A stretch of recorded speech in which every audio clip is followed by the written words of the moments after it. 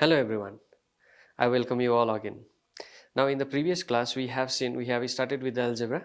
There we find it out, we learned about the different types, different forms, different terms actually which are related to the algebra, and at the end we reached that degree is actually a number of the roots, real roots or number of the roots that is there in a quadratic equation. At the end we have seen that there used to be a degree 2 polynomial which we find it out the roots, number of the roots are 2. Now in the today's class we will see that what is the standard or general form of quadratic equation or quadratic polynomial. And in the previous class only we have seen how to find it out the roots, just we have seen the trick that middle term is splitting there to find it out the roots. Now here in case of this quadratic polynomial, this we used to say that the standard form of a quadratic polynomial. Now look at here at the end here the a should not be equals to 0. The simple question is that what happens if a is 0. Just look at here, if the value of a is 0, the ax square plus bx plus c is there. If the value of a is 0, then what happens? 0 into x square plus bx plus c, and this gives us bx plus c. So here b and c, I will write it on that a, b and c are constants. So b and c are constants, so variable is only x and the power of x is 1, so definitely it becomes is linear. So simple fact is that if a is equals to 0, then this will not remain a quadratic, it becomes a linear. But if b and c are 0, don't worry, it will again remains a quadratic. Ax square plus, if both b and c are 0, 0 into x plus 0, so it gives us ax square is still a quadratic. So that's why a should not be 0 in case of the quadratic polynomial. Now next we will see that, now we'll see the example. Let the polynomial be x square minus we should that 5x plus 4. So for the method, let px is equals to 0. So x square minus 5x plus 4 is equals to 0. So we'll use the middle term splitting. So here it is, 5 should be split into two parts. I already have told you that the sign of the first and the last term, that is plus, so we will put here plus, and the constant, the product of the numbers is 1 into 4. 1 4s are 4, so 4 has two forms, that is 2 2s are also 4 and 4 1s are also 4. Here in the addition of the numbers we are going to get, we supposed to get the 5, so that's why we will use that 4 plus 1. We will not use that 2 plus 2. So it gives us x square minus 4x minus x plus 4 is equals to 0. Minus is multiplied with both the terms.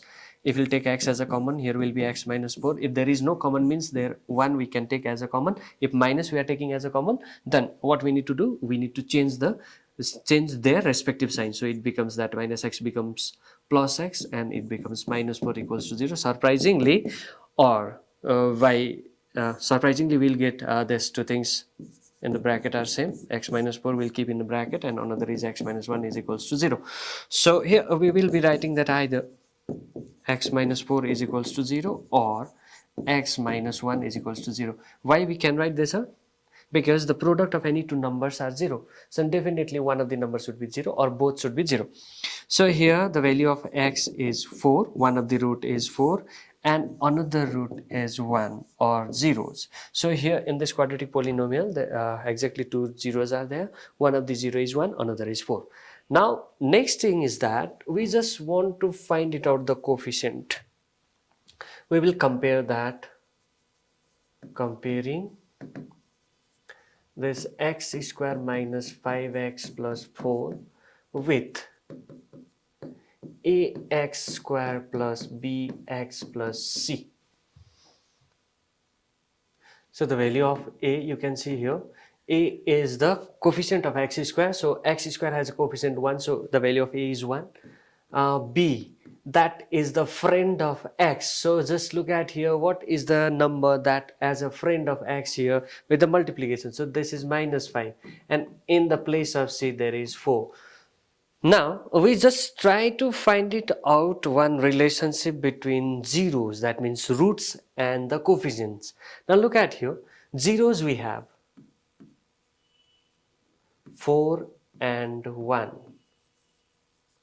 and just look at here, coefficients are -5, 1, 4.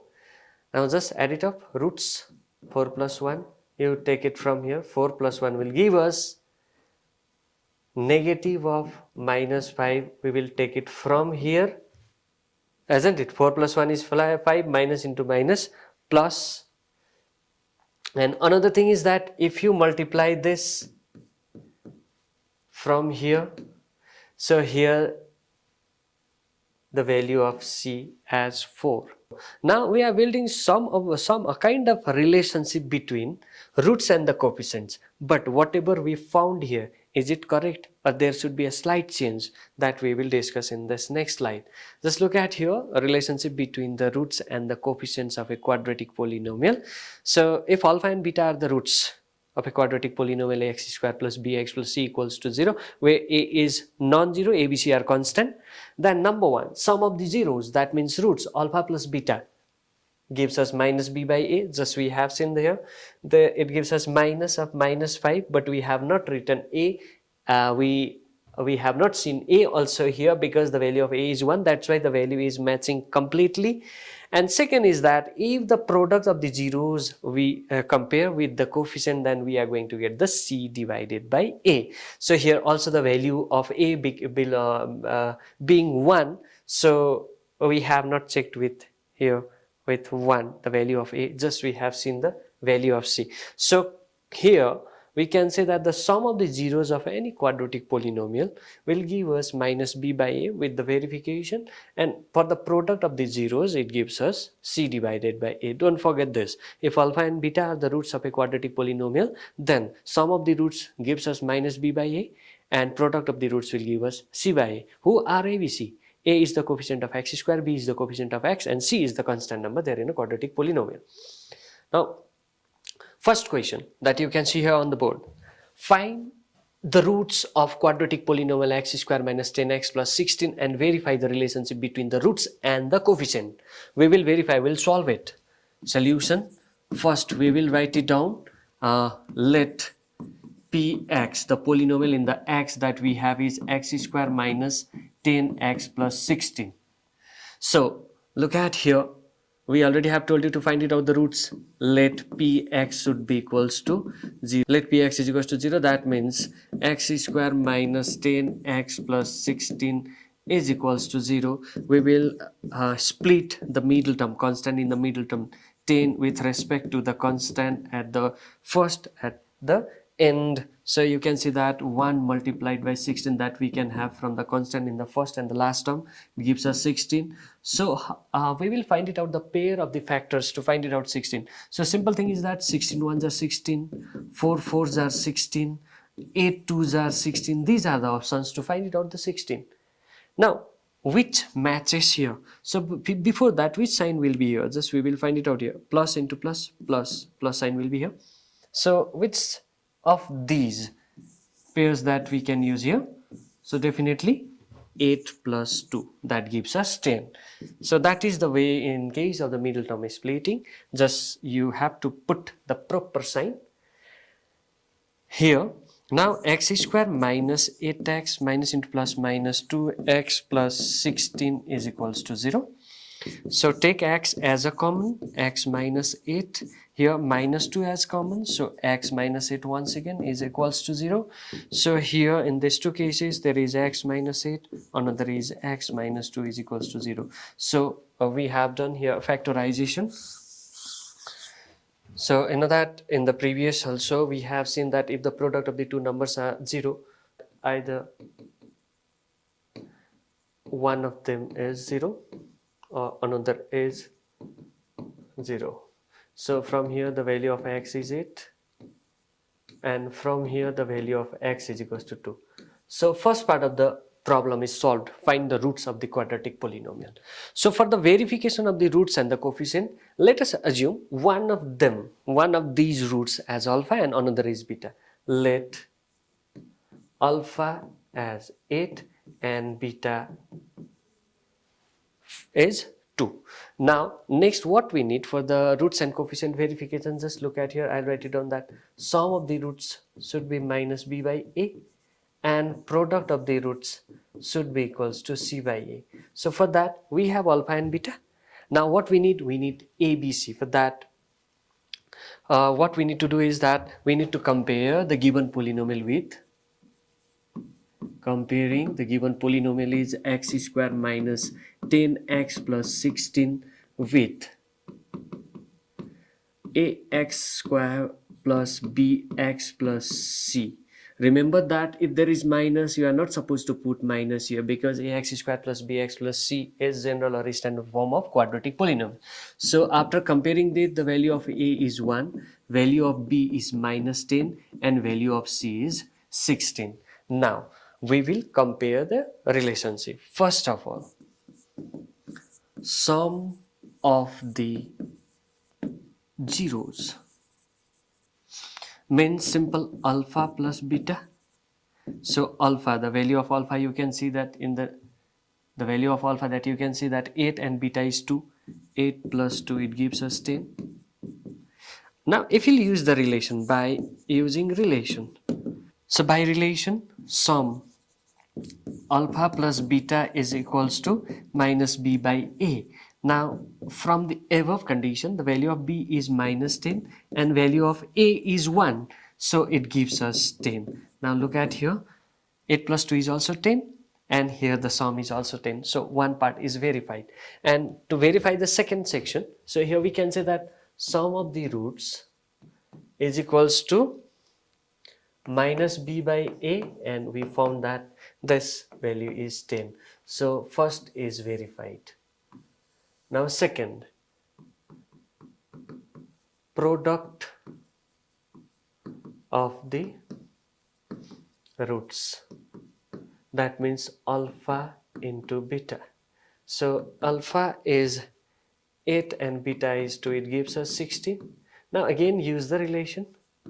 By relation, using relation, it means that using relation, product alpha into beta is c by a. The value of c is 16, you can see from there, and a is 1, so this is 16. So we have found here the product of the roots alpha into beta is c by a, and we found that both the cases the value is equals to 16. So here product is verified, here sum is verified.